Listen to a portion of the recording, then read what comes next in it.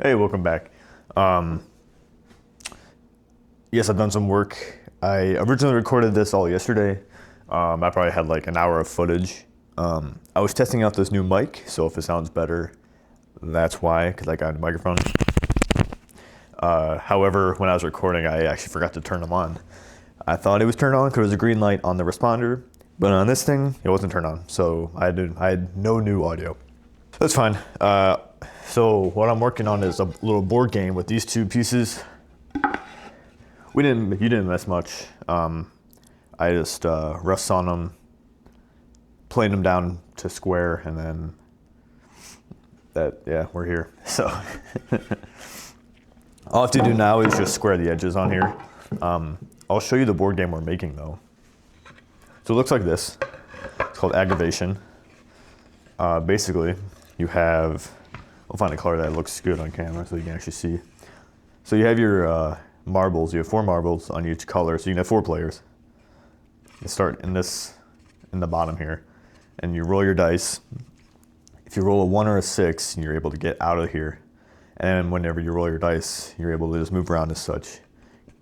But yeah, it's a pretty simple game. Just 2 pieces of wood with a half lab joint. So let's get to making. So all I'm doing is just squaring at the ends here. I'm taking my combination square and I get 1 square line. And we're gonna measure out our 22 inches. We figured out is 22 by 4 5/8 inch wide. Actually, we're gonna use the needle here. I actually find it's a lot more accurate. We'll put a little press there. Take our square. We're gonna put our needle in that hole that we made and slide the square over to it. Hold it there, and now we can just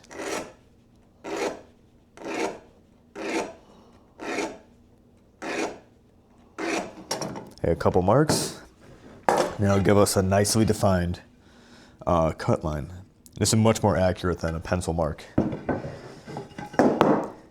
Same thing on this side. We'll stick our needle in there,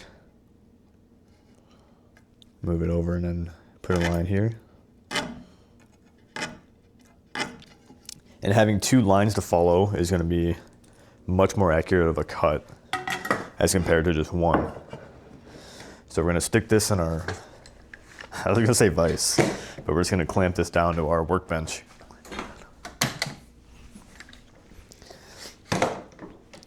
And I found for this saw seems to cut straighter than all my other ones.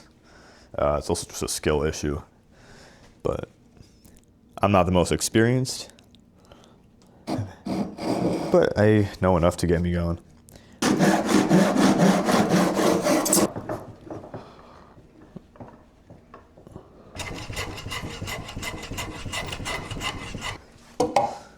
Good. Here we go. And mistakes happen. I was being a little bit too greedy, and I just did that. Nothing that I can't just put a little wood glue in there and then call it a day.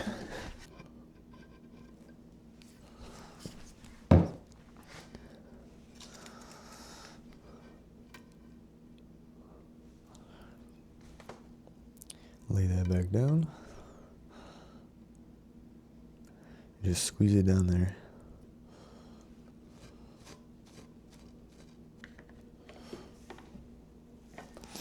We're gonna let that sit over here for now.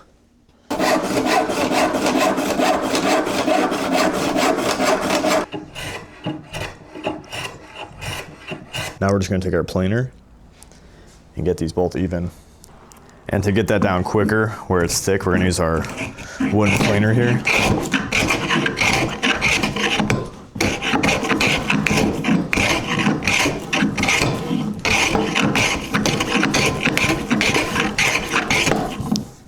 Takes a very aggressive shaving, and we're already down to pretty close.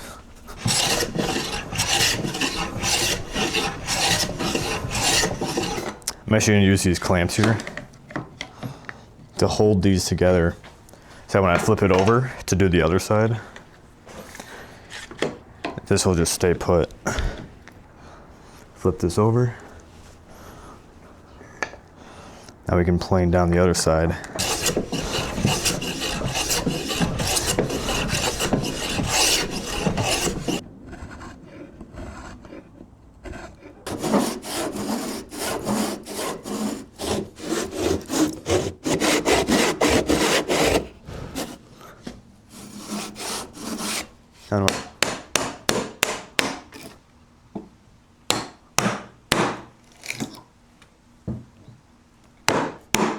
And break.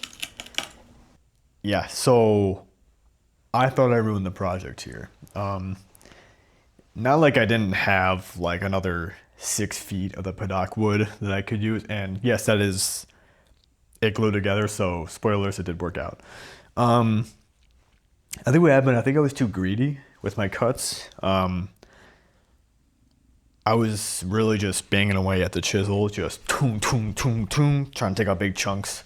So I have going. And at some point, I mean, I'll even show it. I took out so much, it came out the bottom. Oh no. So, and I started looking up, I'm like, is Padock hard to work with? Because at first I'm like, oh, there's no way I'm this bad. I was that bad. You'll see here, it didn't turn out well. And then I put it in the vise, you know, the thing that's meant to hold things stable. That might have been, that probably would have been better. So I put it in the vise, and immediately it just goes way better. And you can see the differences between the one board and the other one. Yeah, it's pretty wild how much of a difference it made using the vise. It's actually a flat bottom. So had I done that before, this probably would have came out a lot better. But yeah, lesson learned today. Let's use the thing that's meant to hold things. That makes sense. Anyway, back to the video.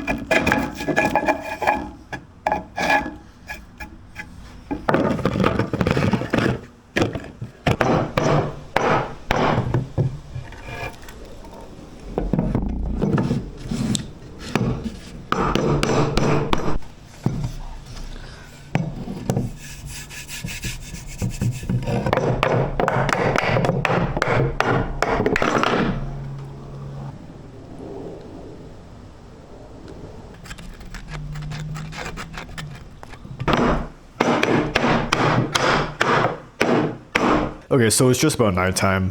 This has had plenty of time to dry. And besides this part, I guess it's a little chilly out here. I actually glued a piece into here on the bottom to try and fill in that gap. It's going. I mean, it's on the bottom, which is all that really matters to me. So next up, we need to drill all the holes that are gonna, you know, let the marble sit.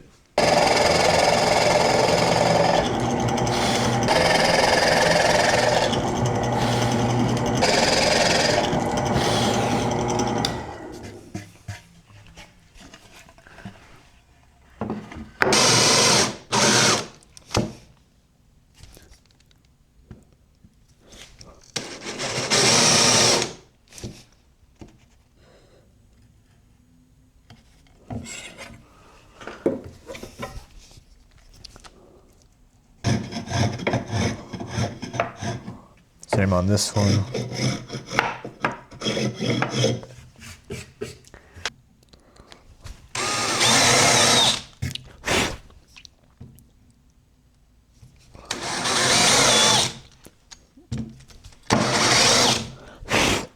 All right, we have completed the drilling. That took a while. I'm actually surprised I didn't really use the drill press that much. So we can get that out of here. There we go. This one now.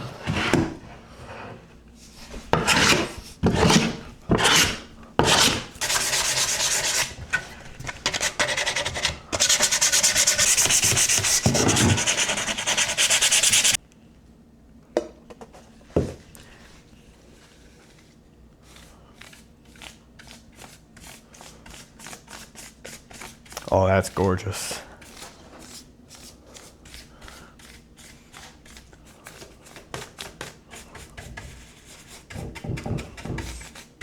Gotta make sure you get all the oil into the holes.